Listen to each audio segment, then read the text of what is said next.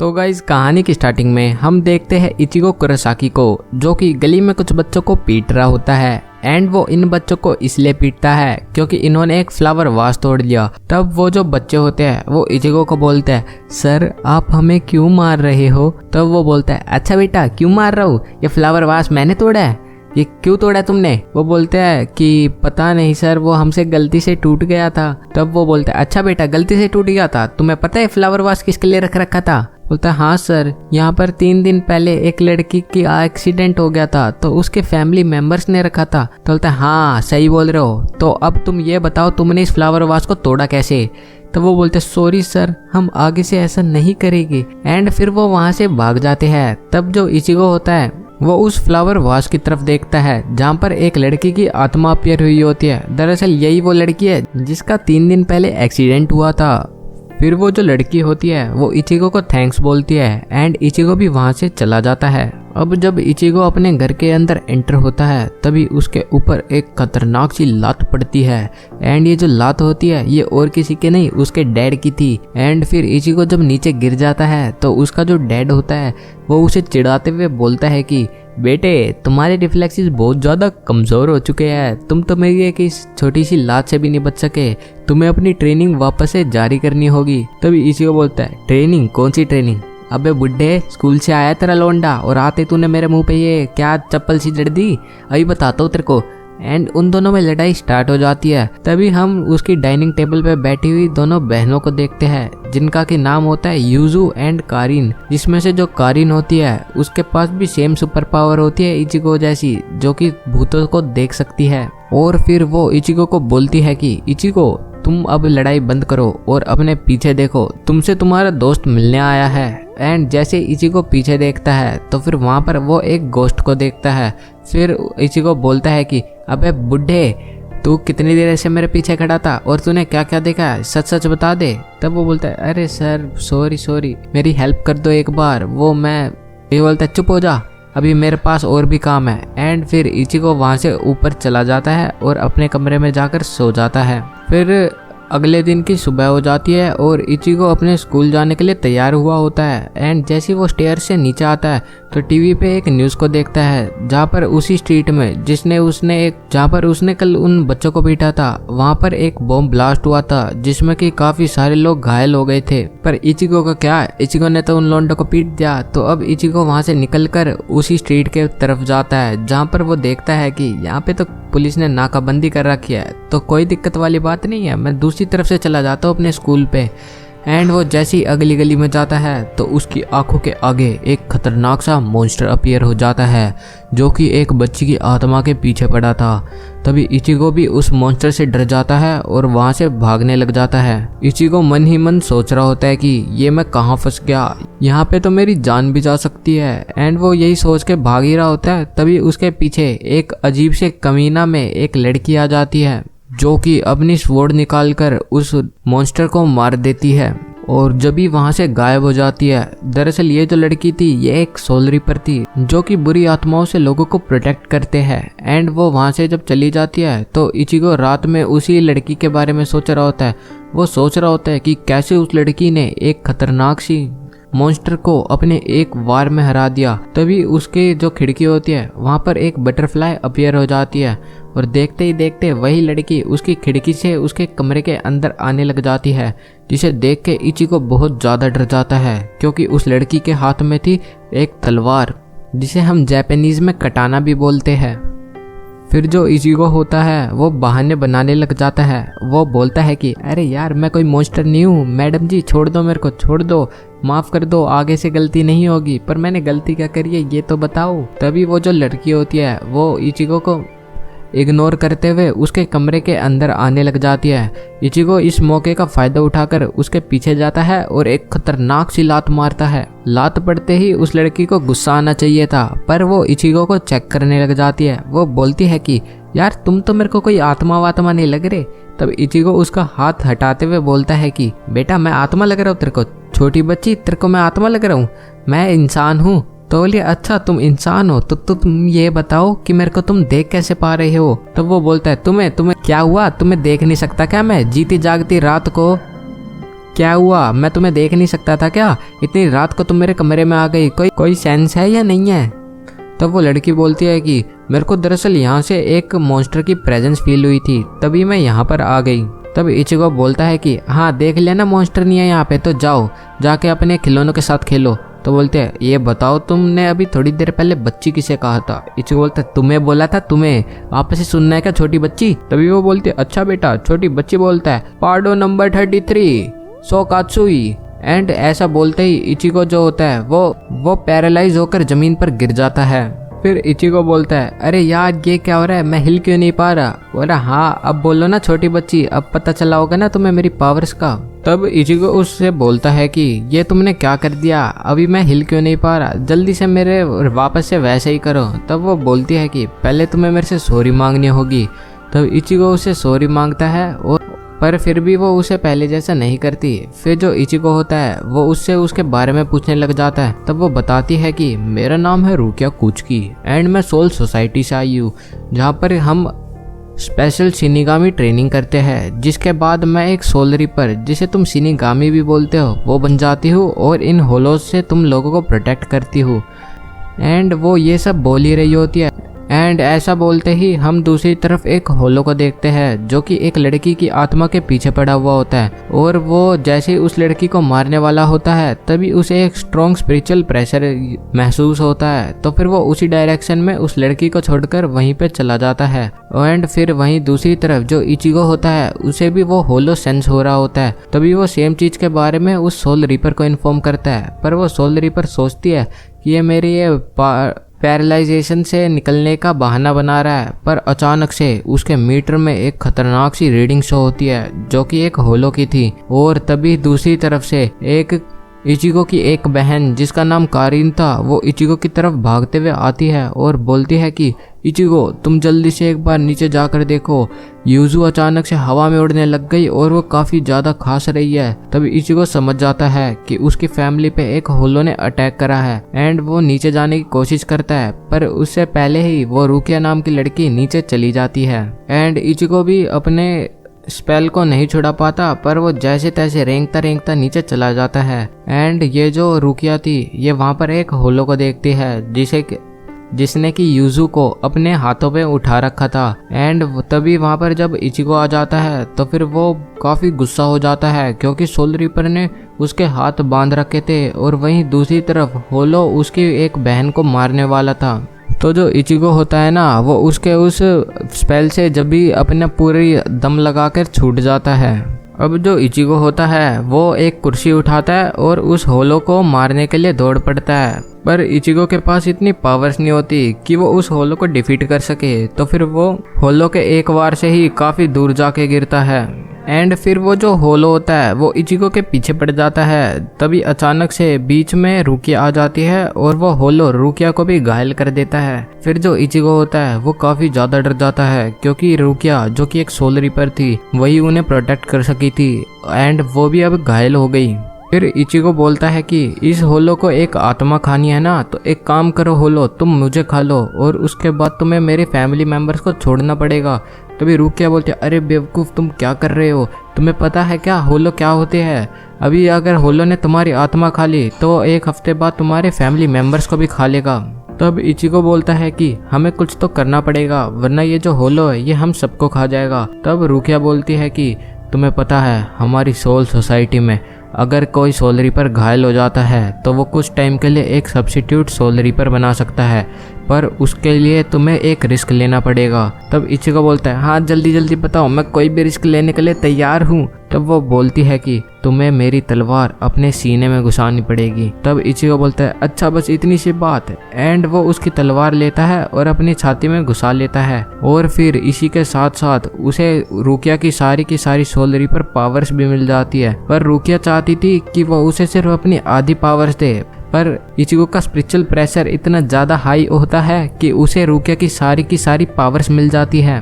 फिर इचिगो खड़ा होता है एंड उस होलो से लड़ने लग जाता है और फाइनली उस होलो को भी मार देता है। अब फिर टाइम बीतता जाता है और रात भी चली जाती है एंड इचिगो अपने बेड पर सो रहा होता है। तभी अचानक से उसके जो डैड होते हैं वो इचिगो को जगाने आते हैं और उसके ऊपर कूद जाते हैं। एंड अब इचिको अचानक से उसके उस हमले से भी बच जाता है और फिर वो उससे पूछने लग जाता है कि अच्छा डैड ये बताओ यूज और कारिन कैसे है, कहीं उन्हें कोई चोट वोट तो नहीं आई। बोलता है हाँ क्या हो गया, कुछ भी तो नहीं हुआ था कल रात को, तुम्हें क्या लग रहा है उन्हें कैसे चोट लगी होगी। बेटा सच सच बताओ तुम नशे तो नहीं करने लग गए। तभी इचिको अपने डैड को लेकर नीचे आता है जहाँ पर उसकी सारी फैमिली ठीक ठाक खड़ी होती है एंड वो देखती है कि उनकी वो जो दीवार थी वो कल रात में हुए उस हमले से टूट जाती है। तभी उसके डैड बोलते हैं कि हाँ बेटा ये इस एक्सीडेंट में तो हम में से किसी को कुछ चोट नहीं पहुंची। इसी को बोलते हैं एक्सीडेंट। तभी उसका डैड बोलता है हाँ यार कल एक ट्रक ने आकर हमारी इस दीवार को तोड़ दिया था ना।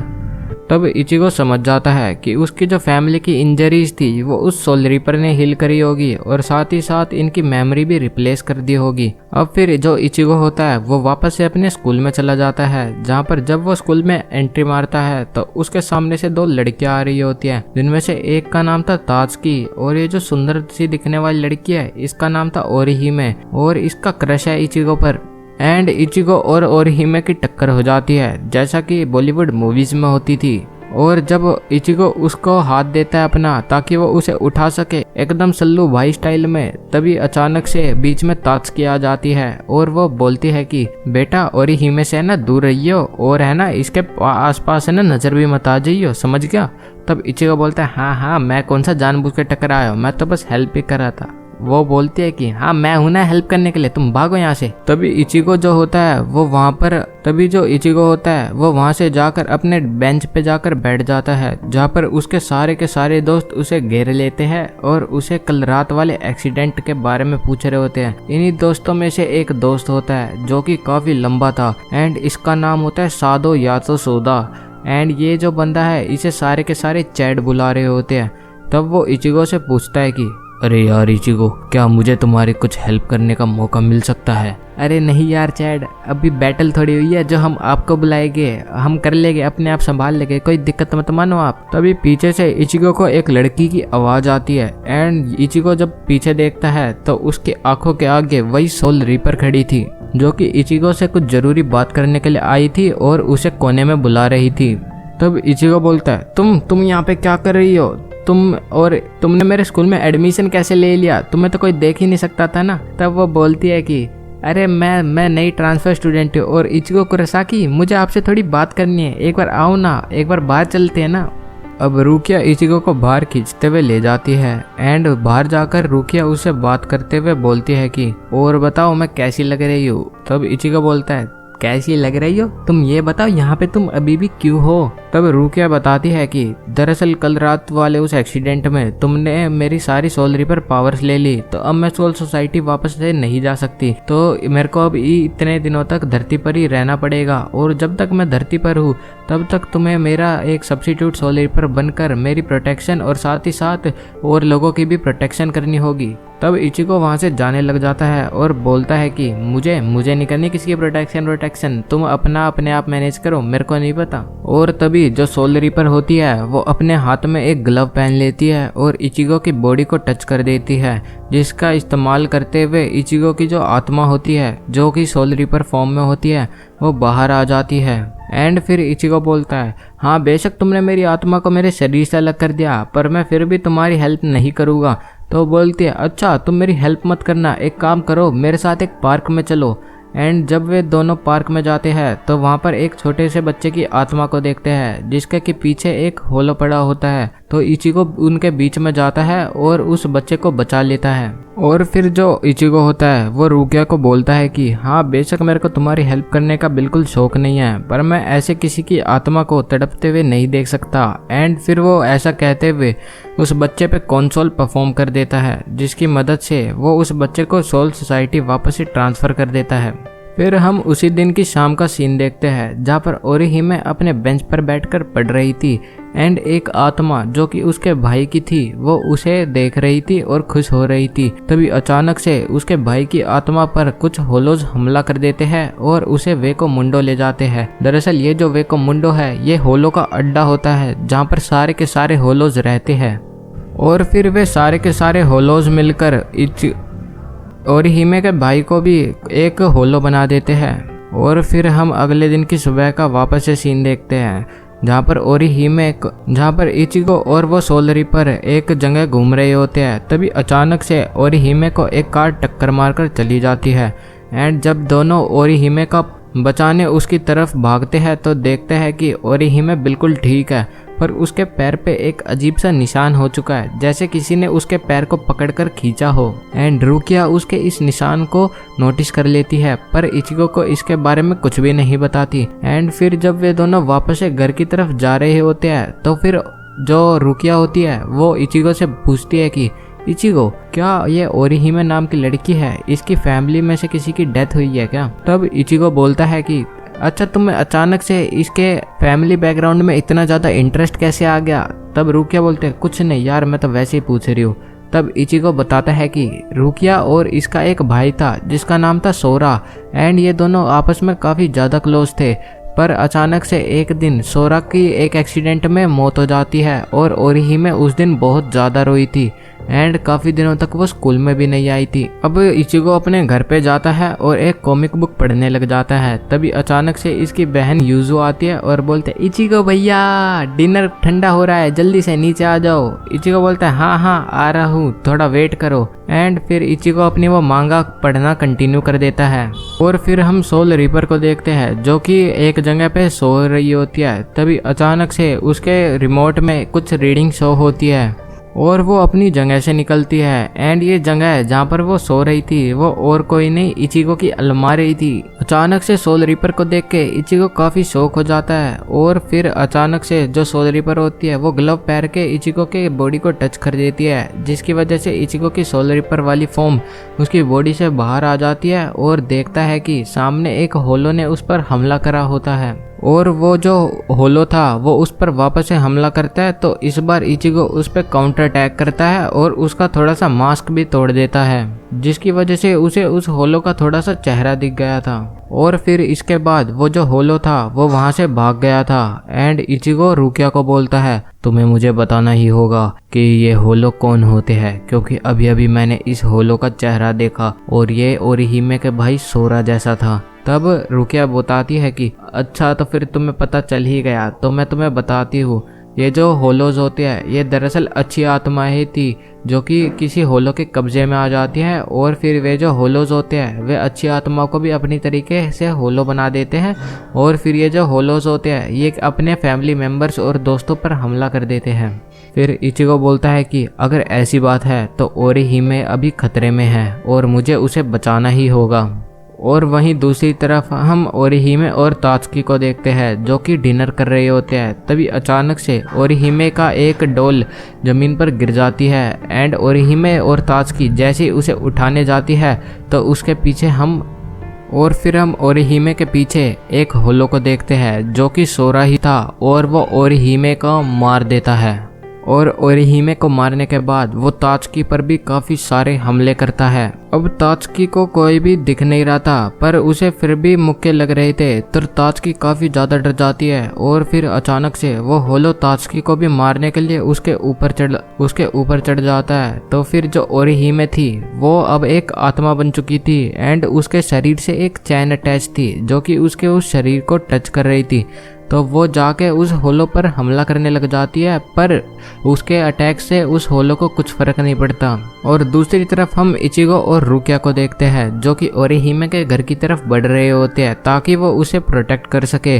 और वहीं दूसरी तरफ वो होलो ओरिहिमे को जान से मारने ही वाला होता है, पर तभी अचानक से बीच में एक बंदा कटाना लेकर उसके आगे खड़ा हो जाता है। एंड ये बंदा और कोई नहीं अपना इचिगो था। एंड फिर जो इचिगो होता है वो उस होलो को वहां से भगा देता है। फिर जो ओरिहिमे होती है वो इचिगो को बोलती है कि इचिगो, तुम इतनी रात को मेरे घर पर क्या कर रहे हो? तब इचिगो बोलता है ओरिहिमे, क्या तुम मेरे को देख सकती हो? इसका मतलब है कि तुम मर चुकी हो। तभी वो देखता है कि ओरिहिमे के शरीर से एक चैन जा रही है उसके शरीर तक, पर इससे पहले इचिगो कुछ बता पाता ओरिहिमे को, तभी अचानक से वो होलो इचिगो पे वापस से हमला कर देता है, जिसकी वजह से इचिगो काफी दूर जाके गिरता है। और फिर जो रुकिया होती है वो उस इचिगो को बचाने लग जाती है और उसे होश में लाने की कोशिश करती है। एंड वहीं दूसरी तरफ हम उस होलो को भी देखते हैं जो कि उस ओरिहिमे की आत्मा को अपने हाथों में पकड़ लेती है। एंड फिर जो ओरिहिमे की आत्मा थी वो उससे बचने की कोशिश करती है, पर वो जो होलो होता है वो बोलता है ए ओरिहिमे, मेरी आँखों में देख, तुम्हें पता चल जाएगा कि मैं कौन हूँ। एंड फिर ओरिहिमे उसकी आंखों में देखती है जिसमें कि उसे सोरा नजर आता है। एंड वो बोलती है कि सोरा भैया, क्या ये तुम हो? तब वो बोलता है हाँ, ये मैं ही हूँ। तब ओरिहिमे बोलती है कि ये तुमने अपनी कैसी हालत बना ली सोरा भैया, एंड तुम अभी इचिगो पे और मेरे पे हमला क्यों कर रहे हो? तब सोरा उस ओरिहिमे को बताता है कि जब मेरी डेथ हुई थी तो उसके बाद तुम हमेशा रोती रहती थी और मेरे को अपने पास वापस से बुलाने की कोशिश करती थी, पर मेरी आत्मा इसी वजह से वापस से सोल सोसाइटी नहीं जा पाई और अब मेरी ये हालत तुम्हारी वजह से हुई है, तो अब मैं तुम्हें अपने साथ लेने आया हूँ। एंड फिर इचिगो तभी उसके पीछे आता है और वापस से उस होलो पे हमला कर देता है और वो फिर टोकनो जुत्सु का इस्तेमाल करता है जिसकी मदद से वो उस होलो को समझा रहा होता है कि और सोरा को समझाता है कि तुम्हें पता है कि बड़े भाइयों का जन्म छोटी बहनों से पहले क्यों होता है, क्योंकि हमें इनकी प्रोटेक्शन करनी चाहिए। और तुम कैसे भाई हो जो अपनी ही बहन को अपने जैसा बनाने जाते हो? तभी वो जो होलो होता है उसके सर में दर्द हो जाता है और वो वहां से भागने की कोशिश करता है। तभी रुकिया इचिगो के पास आती है और बोलती है कि तुम्हें इस होलो को मारना ही होगा।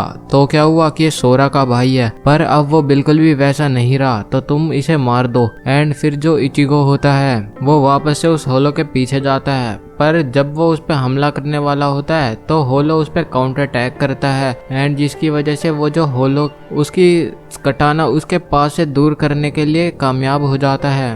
एंड फिर वो जो होलो होता है वो इचिगो पे हमला कर देता है, बट तभी अचानक से बीच में ओरिहिमे आ जाती है और वो उसे प्रोटेक्ट करने की कोशिश करती है, जिसे देख के होलो काफ़ी ज़्यादा शॉक हो जाता है। फिर ओरिहिमे बताती है कि जब उसकी डेथ हुई थी तो उसके बाद वो रोज़ प्रेयर करती थी, पर जैसे उसे पता चला कि उसका भाई होलो भी बन सकता है, कि उसका भाई चैन से आफ्टर लाइफ में नहीं जा पा रहा, तो फिर उसने उसकी प्रेयर करना छोड़ दिया।